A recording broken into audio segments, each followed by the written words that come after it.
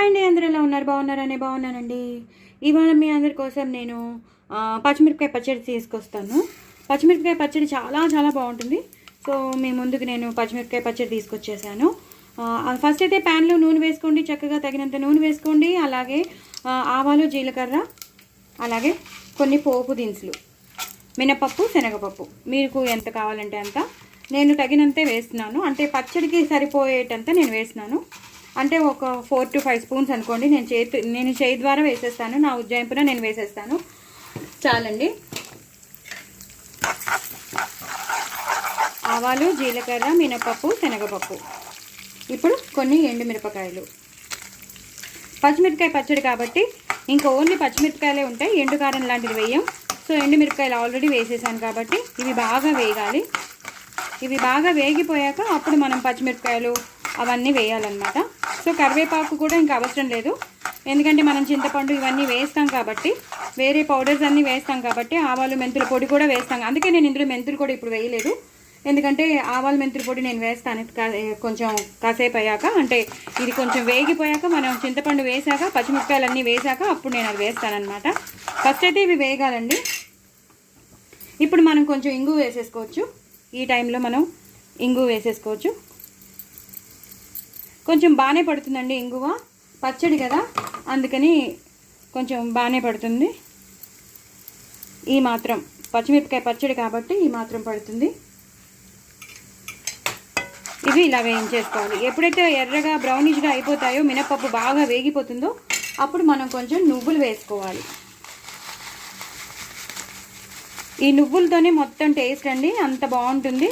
So నువ్వులు వేసేసుకుని హైలో పెట్టుకున్నాను నేను ఇప్పుడు సిమ్లో పెట్టుకున్నాను. నువ్వులు వేసుకోవాలి. ఇంకా పల్లీలు అలాంటివి వేయకూడదు, నువ్వులు మాత్రం వేయాలి, కంపల్సరీ వేయాలి.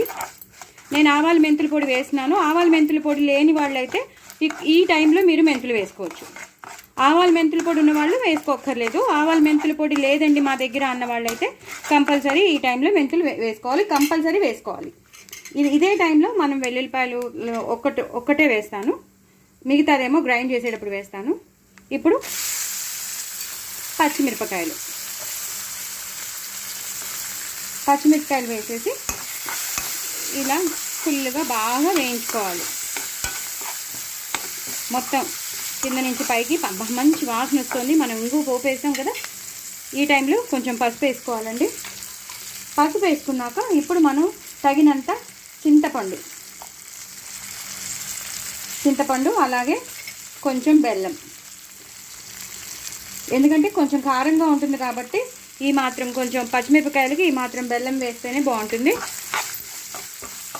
చింతపండు కూడా ఉంది కాబట్టి బెల్లం వేస్తే పచ్చడి బాగుంటుంది. ఏం కాదండి, తీయగా ఏం ఉండదు, కరెక్ట్గా ఉంటుంది. ఒకసారి చేసైతే చూడండి, మీకు తెలిసిపోతుంది. కొంచెం నూనె పడుతుందని నేను నూనె వేస్తున్నానండి. కొన్ని పచ్చళ్ళకి మనం అసలు నూనె బాగా వేస్తేనే బాగుంటుందండి దాని టేస్ట్. సో ఇలా బాగా వేయించేసుకోవాలి. వేయించేసుకున్నాక కొంచెం వేగాలండి, వేగాక మీకు చూపిస్తాను. చూస్తారు కదండి, బాగా వేగిపోతున్నాయి. ఈ టైంలోనే నేను 1/2 స్పూన్ ఆవాల మెంతుల పొడి వేసేస్తాను, ఎందుకంటే మనం ఇంకే కారం వేయట్లేదు. ప్లస్ మెంతులు అనేది పచ్చడికి చాలా ఇంపార్టెంట్ కాబట్టి, ఇది మనం పచ్చిమిరపకాయతో చేస్తున్నాం కాబట్టి ఈ మాత్రం ఆవాల మెంతుల పొడి పడుతుంది. అలాగే నేను చెప్పాను ఒక ఇంగ్రీడియంట్ వేస్తానని, అల్లం పచ్చిమిర్చి కాదు, అల్లం పచ్చిమిర్చి, ఉల్లిపాయ, కొత్తిమీర. మనం కొత్తిమీర కారం చేసుకుంటాం కదండి, ఆ పేస్ట్ని మనం ఇందులో వేసేయాలన్నమాట కొంచెం. అప్పుడు మనకి చట్పటాగా ఉండే పచ్చిమిరకాయ పచ్చడి వస్తుందన్నమాట.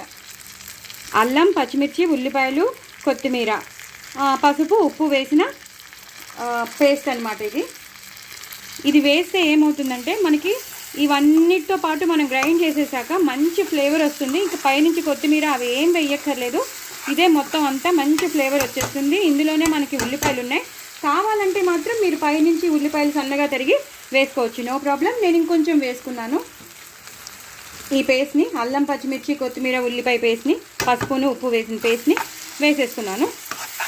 వేసేసుకున్నాక మీకు కనిపిస్తుంది కదా, ఇప్పుడు నేను ఉప్పు వేసుకుంటాను.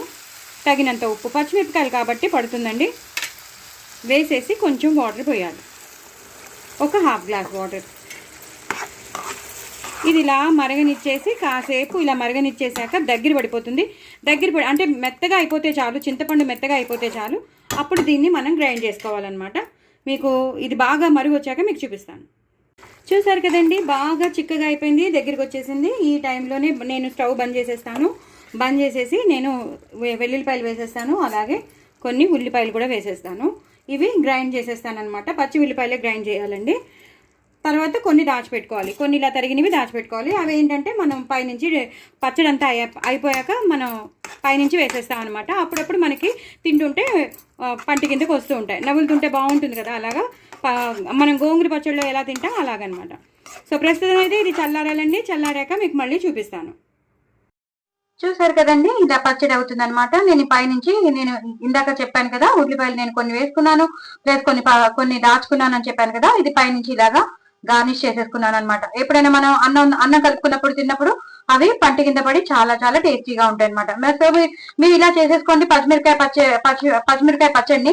ఎందుకంటే మనం అందులో నేను ఏం కలిపాను, ఓన్లీ పచ్చిమిరపకాయలే కాకుండా కొంచెం ఎర్రగా అయిపోయిన పచ్చిమిరపకాయలు కూడా కలిపాను. అంటే కొంచెం రంగు మారుతున్న పచ్చిమిరపకాయలు మనం కొంచెం అప్పుడప్పుడు ఏం చేస్తామంటే వాడకుండా వదిలేస్తాం. అలా వాడకుండా వదలకుండా కొంచెం ఎర్రబడిపోయిన పచ్చిమిరపకాయల్ని, అలాగే రంగు మారుతున్న పచ్చిమిరపకాయల్ని, అలాగే మనం కావాల్సిన పచ్చిమిరపకాయల్ని అన్ని కలిపేసి చక్కగా పచ్చిమిరపకాయ పచ్చడి చేసుకుంటే మాత్రం సూపర్ సూపర్ సూపర్ టేస్టీగా ఉంటుందండి.